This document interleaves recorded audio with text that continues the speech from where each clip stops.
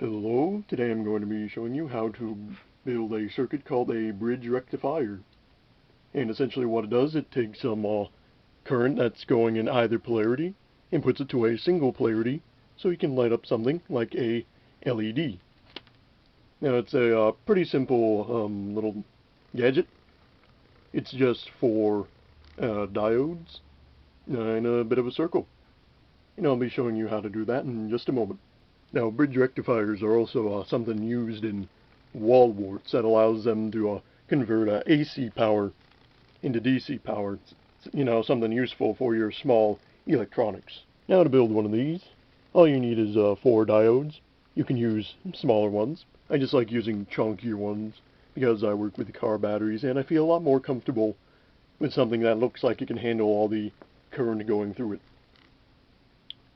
So to start out, you twist 2 of the diodes together, both of the stripy ends, and this will be your positive lead for your circuit load. Then you twist 2 of these back ends together, the non-stripy ends, and this will be the negative lead for your load. And you combine the 2 together, and this creates the input for your circuit. And there you go. You have one bridge rectifier. And here we can see it in the circuit. I've got my battery. This is a polarity reversing switch hidden in a 3D printed pedal. We've got the wires that go to the linear actuator to make it go back and forth when the pedal reverses a polarity. And then coming off the motor leads is our bridge rectifier going to the LED. So every time there is a current provided to the linear actuator, the LED will light up. And the thing about linear actuators is that inside they have a built-in limiter switch to keep them from, pushing themselves apart. So even if the linear actuator isn't moving, the light will still be on.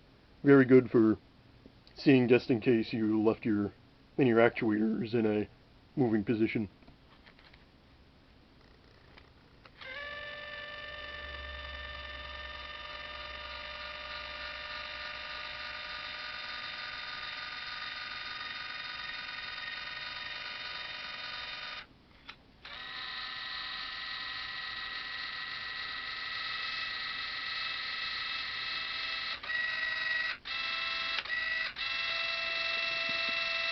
So if you do enjoy my content, be sure to like and subscribe, share it with others, and shine some light on your situation.